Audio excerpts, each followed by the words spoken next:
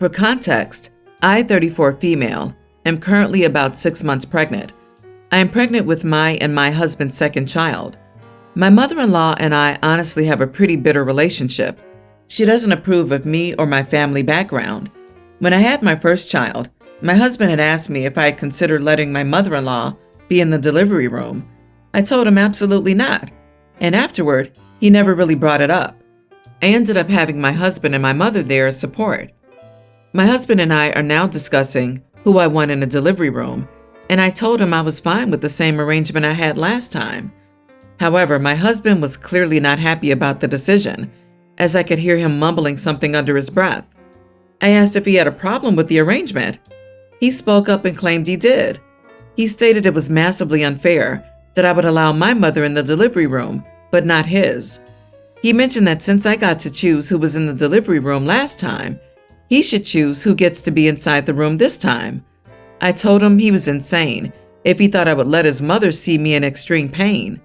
It would be an incredibly uncomfortable situation. He was upset and left the house. I've been trying his friends to see if they've seen him recently, but without any luck. I contacted my mother-in-law, but she said she had absolutely no idea that my husband wanted her in the delivery room in the first place, and that she hadn't heard from him in a while. I'm honestly kind of freaking out both from stress and guilt. I'm worried that my husband isn't okay, but I also can't help but feel guilty that I drove him away. I don't know if I should stay with my current decision anymore. Am I the idiot? When did squeezing a whole other person out of your body become a spectator sport? Then, of course, you want your mom there. I think most women do if they have a nice relationship for support. I'm older than you, but there has been the occasional day that I just want my mommy, damn it. And why would you want someone in the delivery room who doesn't even like you when your cash and prizes are hanging out there for everyone to see? Not the idiot, not by a long shot. Well, you got to pick last time. It's my turn. What? I've not heard anything more immature all week. Tell him that the first 2 kids you carried to term and delivered, he can gestate the next child and deliver it if he can figure out how. I've said it before and I'll say it again. The baby's body is a part of the mother's body until she gives birth. Therefore, the father's rights do not exist until that moment, because there is no child until that moment. Labor and birth are 100% the mother's choice because it's her body. When her body becomes 2 bodies, then dad gets a say. Your body, your choice. How is this difficult for people to comprehend? Do not back down over this. I will never understand men who want their mom, sister, brother, BFF, pet pig to see the woman giving birth. It's also massively unfair that you're the one carrying and birthing the baby, and you're the one that's going through the labor.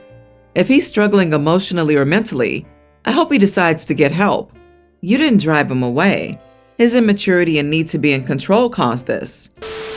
For some context, my 20 male, mom 38, married my stepdad, 35, 10 years ago, and they had my brother, pre-tween, Scott. I see my stepdad as my father, and his family is my paternal family, so I'll refer to him as dad, and my step-granddad is gran. My dad has a GTR that my gran gave him a few years ago. That car is sick. He also has a normal car that he drives to work, so the GTR is more fun and show off. My bro and I love that car, and my dad lets me drive it whenever I want. He even added me to the insurance when I turned 19, because I used the car almost every day until I could buy my own. Last week I noticed Scott was a bit sad, and he said that some kids were bullying him. Our parents went to his school to talk to the principal, and the problem was somewhat fixed, but he was still bummed. So I decided to surprise him yesterday by picking him up in our dad's car. I parked the car and got out to wait for him. I was sitting in the trunk when a guy approached me and said that I shouldn't sit in other people's cars. I laughed it off and said that it was mine, so it wasn't a problem. But I must admit that I do look younger than 20, so he might have mistaken me for a high schooler and didn't believe me. He said that the car couldn't be mine and that I should get down before the owner got back. I said that it was my car again, and he got mad at me and said, "Look, son, this isn't your car. Get down. I'll even take a picture of you 2 with it." I was getting nervous, and when I get nervous, I tend to laugh. So he thought I was mocking him and yelled at me to get down if the car belonged to me and show him proof. Then he yelled that I was trying to steal the car. I asked him to leave me alone because I was waiting for my brother, and he did move a few meters. But then I noticed that he was making a call, and it turned out that he called the police on me. My brother was getting out at the same time. He was really happy to see me there in our dad's car and ran up to me. I tried to pick him up to get him in, but the guy stopped me. I opened the door. It was obvious that the car was mine at that point. Either way, the police came and asked the normal questions. I explained to them that it was my dad's car, and the guy said, "Ha, I knew it wasn't yours."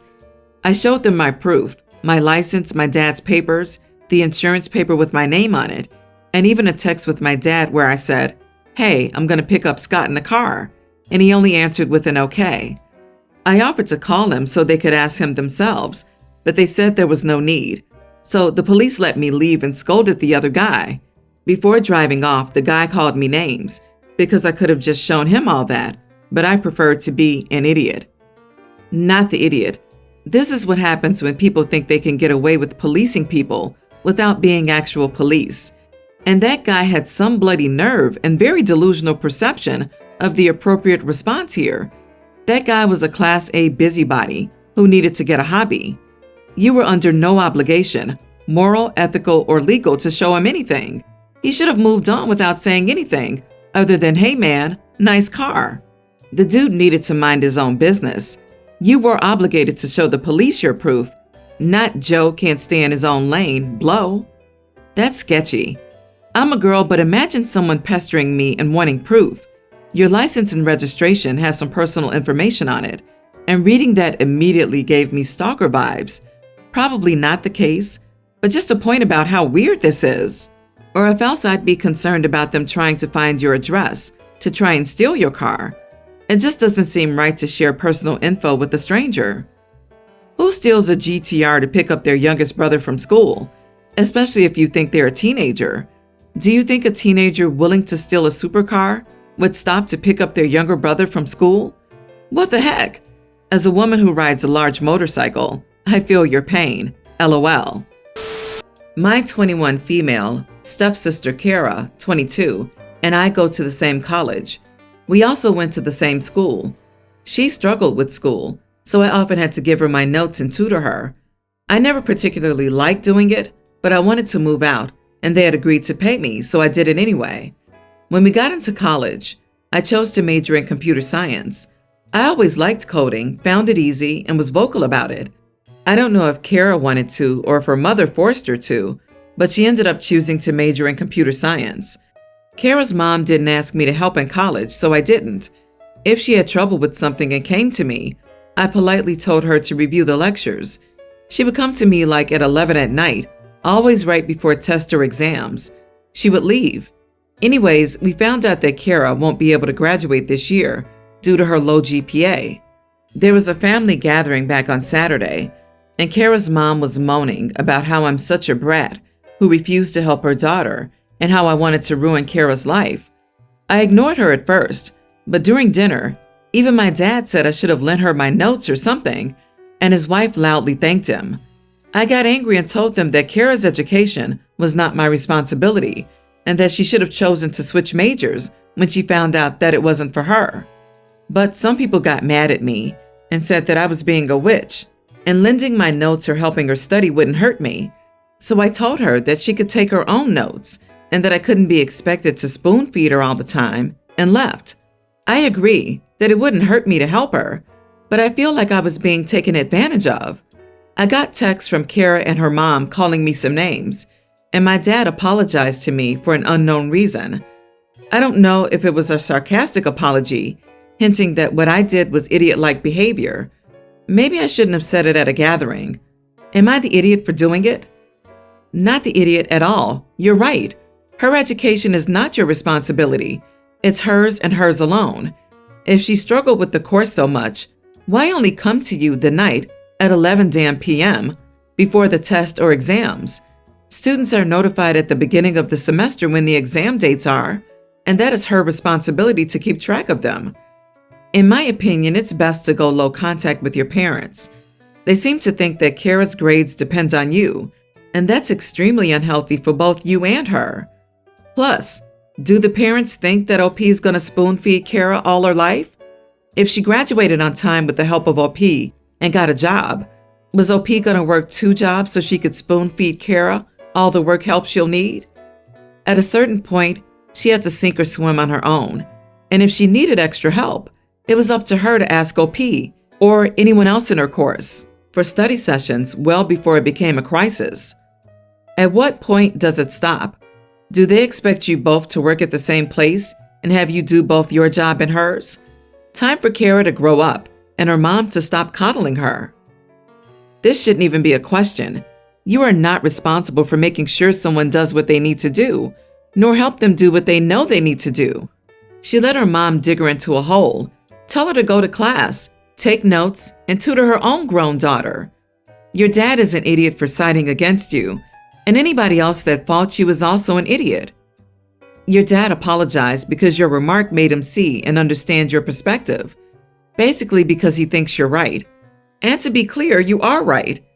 Your dad needs to grow some backbone here, be an adult, and put the rules on your stepmother and her stepdaughter. Someone has to be the adult, and it's a shame it has to be you. I live in a small town, less than 1,000 people here, and everyone is connected somehow. It's a very close community that values the good old days in problematic ways. So my son is joining a summer program to give him something to do over his summer break, while his mom and I work. He met another little boy at the program, and they became close friends. My son asked if his friend could come over, but I'd have to meet his parents first. So I went over to his parents' home only to find a single mom, which was fine. What isn't fine for me is that I know this woman tangentially.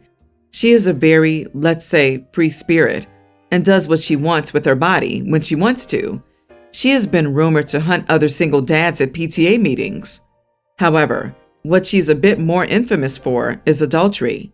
I know of 2 married men who slept with this woman, so this is what bothered me.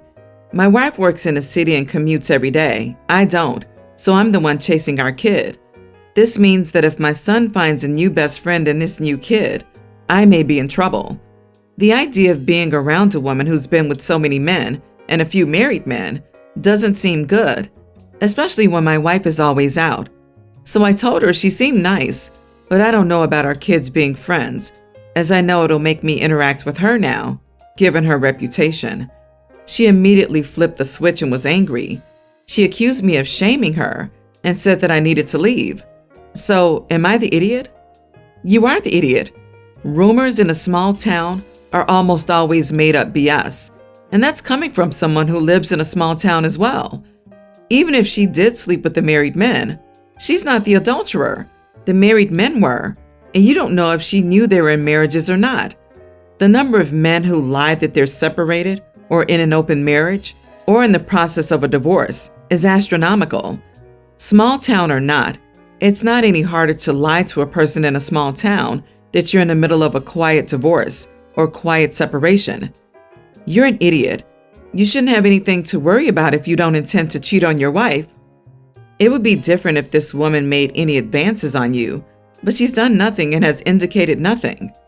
I can also see it as everyone I know will think I'm sleeping with her due to her reputation. My reputation is more important than my son's friendship. OP would still be wrong, but I can understand that concern, especially if they have family in that town. So the issue isn't the influence she'll have on your son, but the influence she'll have on you? Because obviously if she's so free-spirited, she'll use her womanly wiles to lure you into bed and force you to cheat on your wife, right? A great example for your son. Blame the woman for a husband cheating. And your ego must be huge to think she'd want you. You sound like a judgmental jerk. I don't blame her for kicking you out. My boyfriend, 32 male, is a doctor. I met him through my dad back when we were traveling, and after we started dating, he started coming over to my hometown to visit. When I introduced him to my family and friends, I told them his full name, occupation, and other things like age, hometown, etc. All good until months later, when he started complaining about my family and friends referring to him by his first name and not putting doctor before. I found this strange. I told him that's his professional title, but as a society, we use first names, nicknames, etc. He said he couldn't help but feel annoyed, especially considering that these people don't know him well. But it's been 8 months. He said that once we're married or engaged, they can start referring to him using his first name. Recently, he started correcting me whenever my friends or family call him by his name. His tone becomes aggressive, and then he goes on a long lecture about how they should put doctor before mentioning his name. It became exhausting because my friends and family couldn't understand his strange hang-up, and he kept picking fights with them about it. Last night, we were visiting my parents, and my dad called him Justin instead of Dr. Justin. My boyfriend started arguing with him, which caused a huge fight in the house, and we ended up leaving. In the car, he went off on me, saying I'm letting family and friends disrespect him continually by letting them call him just his name. I told him he was at fault here, and he was being unreasonable because what he was expecting was bizarre. He said he took pride in his profession and sacrificed so much to get where he is today, and my family and friends literally lose nothing if they respect his wishes. He called me an enabler and said that siding with them puts me in a bad light and advised me to step up and take a stand. But again, I thought he was overreacting and being hostile for no reason. We got home and he shut me down and refused to speak to me. Mom called me later and we talked a bit. Today he's gone completely radio silent, but the look on his face is telling. Am I the idiot? Not the idiot, but I smell a narcissist. Uber narcissist. I work with doctors for a living. It's a very formal way to interact, even if you aren't in a medical setting. Most of the doctors I work with prefer I call them by their name. The ones who insist on being called doctor are all basically giant idiots. This needs a wow. Your boyfriend's ego is the size of a hospital. I'm sure he has some nice things about him, despite sounding unlikely by this post. But this issue alone is a huge red flag. Huge. This is telling you exactly who he is, and it's not a pretty picture.